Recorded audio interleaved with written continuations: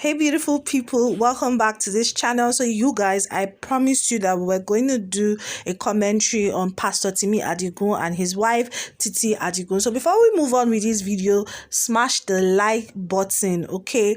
Coming from the wave of the allegations by Juliana Oloyede, aka Toyo Baby, as well as some other accusations against Pastor Timi Adigun, I decided, I thought about it and I said, I want to do a commentary on Timi Adigun and his wife and how we all can learn from their mistakes. I'm not about to come and bash anybody because obviously they are being bashed left, right, and center. But I just want us to look at certain things, observe certain things, and learn from it. So the first thing I'm going to be doing is to read an excerpt from Toyo Baby Juliana Oloyede's book, The Rebirth. So yeah, let's do that. Then I will come back and we'll talk. Okay, 9 talk was more fun, and I would just endlessly about how our day went, experiences with motorist traders. It is doing that helped us to bond because I was practically a stranger to them, and so was Sarah. They were just getting to know us to help us grow spiritually. D, which is the name I gave Timi Adigun much later, short for Dad, would give us scriptures to read and insist we wrote the exposition in our daughters. Mama, which is the name we call Titi Adigun as our mom, would encourage us to read as many books as possible from her bookshelf. Mama is soft-spoken and polite. It was fun getting to know her. I desired to hear her speak, but she's a woman of few words. Her actions were enough though. She allowed us to eat whatever we wanted. We had a choice. That was luxury for me.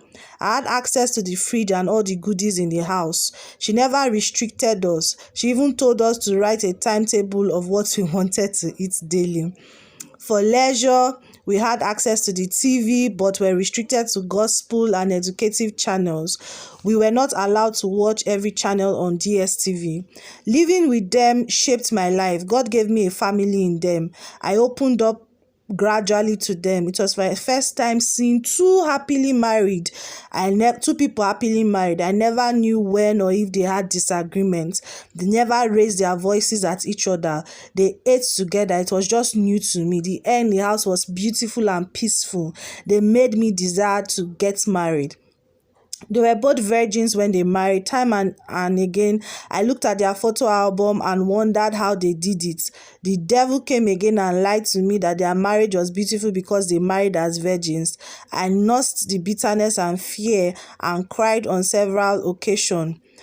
They never caught me crying. Whenever I wanted to cry, I would either go to the bedroom and put on the tap as I cried or wait until midnight when everybody was asleep. Thankfully, I know better now. Anyway, let me go on. So from this write-up, we can see that Pastor Timi Adigun and his wife had a fantastic relationship. They both got married as virgins, and in fact, their entire ministry is based on the sexual purity and all of that. So at what point did this man now start getting issues around his sexuality? I'm aware that most times your area of call might be actually your area of your greatest struggle.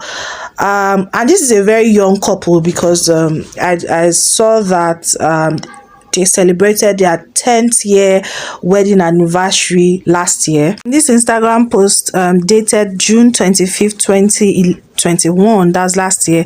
We are 10 years today. Gratitude is an understatement. God promised never to leave us nor forsake us, and that's what he has done beautifully for us. The devil had a plan, but God's plan prevailed. Thank you, Oluwa Timileyin, Ife Oluwa Timi Adigun. I have tasted and seen that God gave me you. Your divinity and humanity have made me appreciate how much of a treasure you are. Thank you for everything. Together with God, we move. We march on to greater winds. We cross the hurdles. We steal the storms. We celebrate the victories as God fights our battles. We dwell in the secret place and abide under his shadow in Jesus' name. Your Titi loves you. So this this was their 10th anniversary. Okay, so yeah, this is what I'm looking for. Also, is Mr. Pastor Timi Adigun's birthday is May 10th, May 10th. That's his birthday, and I think he was 36 last year. So yeah, let's continue. So this thing just showed me that these people are very young people.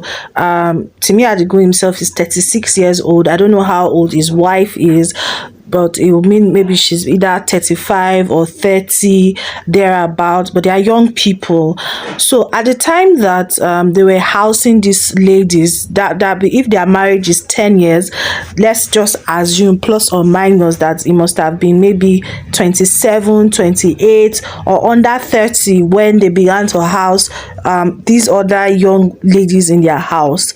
And I think that was a very costly mistake, because they had good intentions, obviously. What's that quote again? The road to hell is paved with noble intentions. They should never have housed those young women in their house. For God's sake, you are a young couple. Yeah, like I said on Instagram, you people take risk. I know that. I know. I understand that.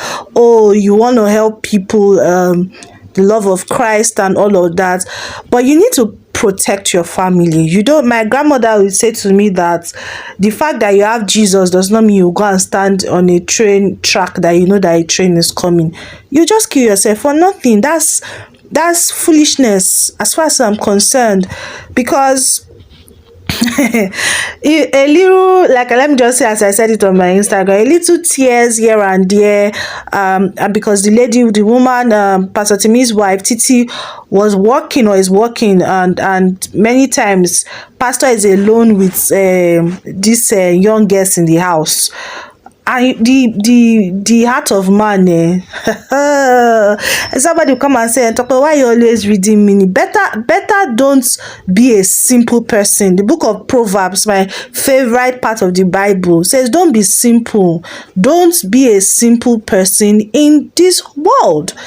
Yes, don't be simple. Don't be too good. Don't be too bad. Let your eyes be open to the reality of what life is. Life is not what you think it is. Life is what it is.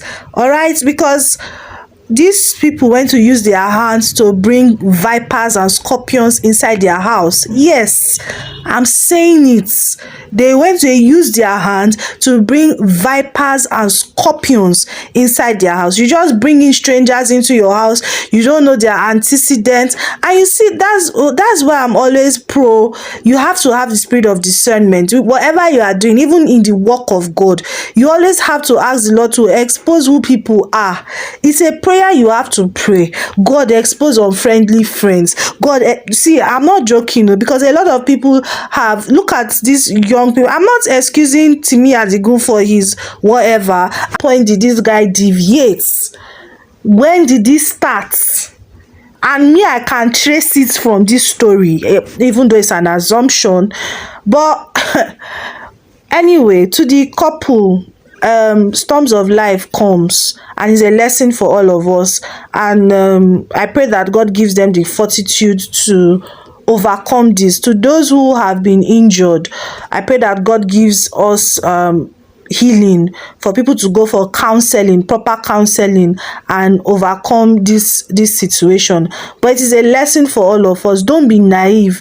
Don't live life being naive, because all this could have been avoided with a little discretion, because they could have paid those girls school fees outside the house.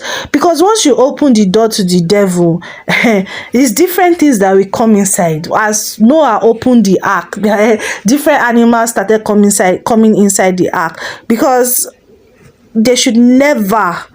They were too young. Even when you have adults, there are some things that you have to limit in your house. It is blood and water that is flowing in everybody's vein. Yes, we are Christians, but please, we are all we're all susceptible to certain things. So you protect your family. God, please have mercy on all of us.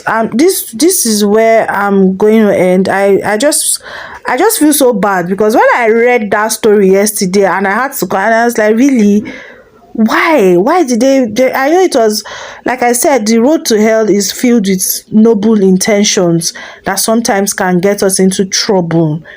You have to have a you have to have a street mind, though. You cannot just, I know a lot of Christians are not exposed to a lot of things, but see, in this life that we are living, you have to have sense. Yes, because okay, you guys know the video I did about pastors' wives, how some people would want to be close and all of that. You cannot just be simplistic about life. There's a big pastor in Nigeria that I heard somebody, I'm not going to mention names, that she practically assigns, if they are doing an event, she assigns the people that sits close to her husband, because even Mommy Adeboye has said many times that there have been women who would sponsor themselves to hotels where Baba Adeboye would sleep in, and they had to put protocols around him to prevent this type of stories. These pastors or men of God that kind of have like pristine reputation, it not be follow come. It's not follow come. They had to put infrastructures, protocols around themselves to prevent this type of stories. Because even if you have a good mind, like I always tell some people close to me, the next person does not have that good mind that you have. Even if you are a pure and you are a very good person, the next person does not have that type of mind. You don't know the background these people are coming from. They've never experienced this type of peace that you have in your garden. You better protect your garden, no. Yeah, people should be wise. Be wise. Don't be naive. Don't be simple. That's what the book of Proverbs says. Don't be a simple person. If you don't have sense, read the book of Proverbs. Sit down, go through it. You will have sense by force, and not just live your life simplistic and you just be simple and you are just and let me not talk more than this one, because I feel I'm already becoming very emotional. Thank you so much, guys, for watching. Let me know your opinions in the comment section. Yeah, thank you. I'll see you in my next one. Bye.